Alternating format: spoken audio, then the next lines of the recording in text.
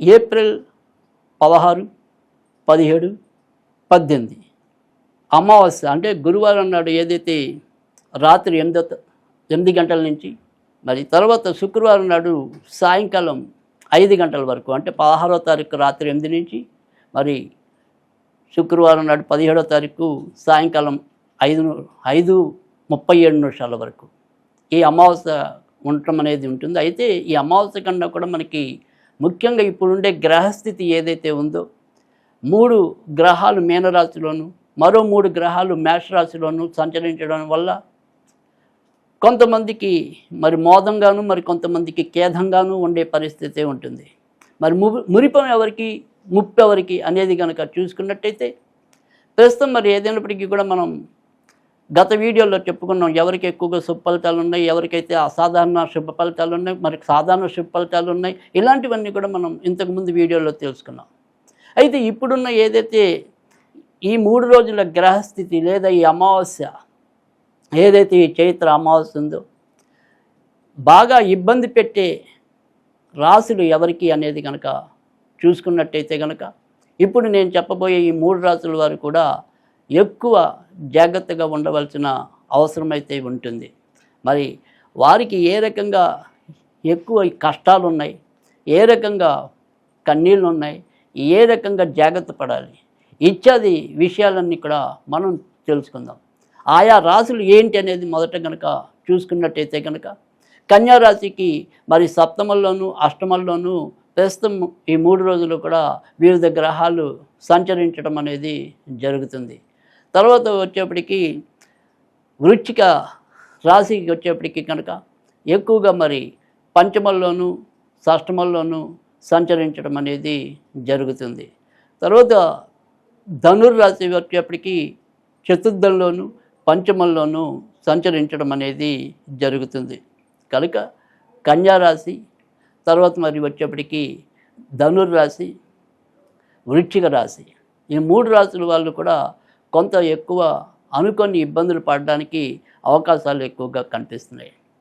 ఇందులో ముఖ్యంగా ఆర్థికపరమైన ఇబ్బందులన్నీ కన్నా కూడా ఆకస్మికంగా వచ్చే అనారోగ్యాలు, ఇతరులతో ఉండే మోసాలు, ఇతరుల మూలకంగా ఏదైనా సరే నష్టపోవటాలు, ఇతరుల ప్రభావంతోనే ఎక్కువగా చిక్కులు తెచ్చుకోవటాలు ఇలాంటివన్నీ కూడా ప్రస్తుతం ఈ యొక్క కన్యా వృశ్చిక ధనస్సు రాశి వాళ్ళకి ఎక్కువగా కనిపిస్తున్నాయి. కనుక ఈ 3 రాశుల వారు కూడా సాధ్యమైనంత వరకు కూడా ఎవరి మీద ఆధారపడకుండా ఎవరి యొక్క మాటలకి ప్రలోభపడకుండా వారికి నచ్చిన విధానంగా వారు వెళ్ళటం అనేది వారి యొక్క ఏదైతే వారు మనస్ఫూర్తిగా చేయాలనుకుంటారో వాటికి సంబంధించినగా చేసుకుంటూ వెళ్ళినట్టయితే కనుక మరి బాధపడాల్సిన అవసరం ఉండదు. అయితే కన్యారాశి వారికి వచ్చేటికి ముఖ్యంగా అష్టమ స్థానంలో ఇటు రవి కలయిక, తర్వాత మరి సప్తమ స్థానంలో శనికుజుల కలయిక, ఇది సంతానపరంగా ఇబ్బంది కలిగించడం అనేది అంటే కొత్తగా ఏదైనా సరే సంతానం పొందాలి అనుకున్న వారికి కూడా అంటే ఇప్పటికీ ఒకవేళ గర్భం దాల్చిన వారైనప్పటికీ కూడా ఒక్కోసారి మరి ఏదైనా సరే కొంత వ్యతిరేక ఫలితాలు కూడా చోటు చేసుకోవచ్చు. అలాగే సంతానం ఏదైనా సరే అనుకోని చిక్కులు అంటే ఇప్పటికే పుట్టి ఉన్న సంతానం కూడా అంటే వాళ్ళు యుక్త వయసుకు వచ్చి ఉంటే కనుక ఖచ్చితంగా ఏదైనా సరే నేరారోపణలో కానీ నిందాలు పడే విధానంలో కానీ వాళ్ళు ఇరుక్కోవచ్చు. కనుక సంతాన విషయాల్లో మాత్రం బాగా ఎక్కువ జాగ్రత్త పడాల్సింది కన్యారాశిగా చెప్పాల్సి ఉంటుంది. వృశ్చిక రాశి వారికి వచ్చేప్పటికి ఇటు సంతానం మరి జీవిత భాగస్వామి ఇద్దరి విషయంలో కూడా ఎక్కువగా ఆందోళన చెందవలసిన పరిస్థితి ఉంటుంది. ఇక ధనుర్రాశి విషయంలోకి వస్తే కనుక ఇతరుల మూలకంగా ఏదైనా సరే నమ్మి ఇబ్బంది పడటం అనేది జరుగుతుంది. కనుక 3 రాశుల వారికి కూడా ఇలా అనుకోని నష్టాలు కలగడానికి ఏదైనా సరే ఫలితాలు దగ్గరదాకా వచ్చి పొందలేకపోవడానికి తర్వాత మరి ఇప్పటికే విదేశాల్లో ఉండి ఏదైనా సరే గ్రీన్ కార్డు కోసం ఇలాంటి ఇత్యాది విషయాల కోసం ప్రయత్నిస్తున్న వాళ్ళు ఎవరైనా ఉంటే కనుక అక్కడ కూడా ఏదో రకమైన ఆశాభంగం ఏదైనా సరే తిరకాసు ఎదురవటం. కనుక ఏదైనా సరే ఈ 3 రోజుల్లో ఎవరికైనా సరే అక్కడ అలాంటి స్లాట్స్ ఏమైనా ఉండి ఉంటే అంటే గ్రీన్ కార్డులకి ఇంటర్వ్యూలు జరుగుతూ ఉంటాయి మధ్యలో.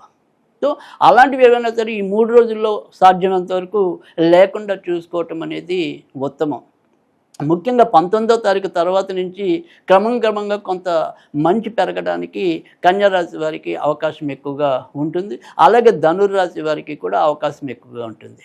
ఇక ధనుర్రాశి వారు ఆరోగ్య విషయంలో అంటే ఇందాక మనం చెప్పుకున్న ఇతరులను నమ్మే విషయంలో కొంతవరకు జాగ్రత్త పడాలి ఎలాగన్నామో, అలాగే అదే రీతిలో ఆరోగ్యపరంగా కూడా కొంత ఇబ్బంది పడే పరిస్థితి, ముఖ్యంగా దీర్ఘకాలిక రోగాలు ఎవరికైతే ఉన్నాయంటే ఒక మధుమేహం అవ్వచ్చు, మరి రక్తపోటు అవ్వచ్చు, ఇలాంటి దీర్ఘకాలిక సంబంధించిన రోగాలు ఏవైతే ఉంటాయో అవి ఆకస్మికంగా కొంత ఉపద్రవం కలిగించడానికి కూడా ఆస్కారం అయితే లేకపోలేదు.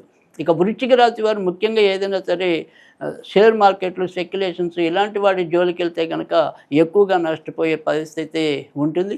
అలాగే జీవిత భాగస్వామి వల్ల తరచూ ఏవైనా సరే ఇబ్బందులు ఎదురడానికి, ఒకళ్ళొకళ్ళు నమ్ముకోవడానికి వీలైన పరిస్థితులు హఠాత్తుగా ఉత్పన్నం అవడానికి కూడా అవకాశాలు ఎక్కువగా ఉంటాయి. కనుక ఆ రకంగా ఈ 3 రాశుల వాళ్ళు కూడా ఎక్కువగా జాగ్రత్త తీసుకోవాల్సిన అవసరం అయితే కనుక కనిపిస్తుంది. మరి ఈ 3 రాశుల వారు అంటే ఏదైనప్పటికీ కూడా కన్యా రాశి, వృశ్చిక రాశి, ధనుర్రాశి వారు ఎలాంటి జాగ్రత్తలు తీసుకోవాలి ఈ అమావాస్య నుంచి? ముఖ్యంగా ఈ అమావాస్య రోజు ఏదైనా సరే ఈ 3 రోజుల్లో కూడా వీరు ఎటువంటి జాగ్రత్తలు తీసుకోవాలి అనుకుంటే, ఈ 3 రోజులు సాధ్యమైనంత వరకు కూడా లక్ష్మీదేవి దగ్గర ఆవు నేతితో దీపం పెట్టడం అనేది చాలా అవసరం. అలాగే ఏదైనా సరే పాలు కానీ, పరమాన్నం కానీ ఆవిడకి నివేదన చేసినట్టయితే కనుక ఆకస్మిక ఇబ్బందుల నుంచి మనం బయటకు రావడానికి కూడా ఆస్కారం ఎక్కువ ఉంటుంది.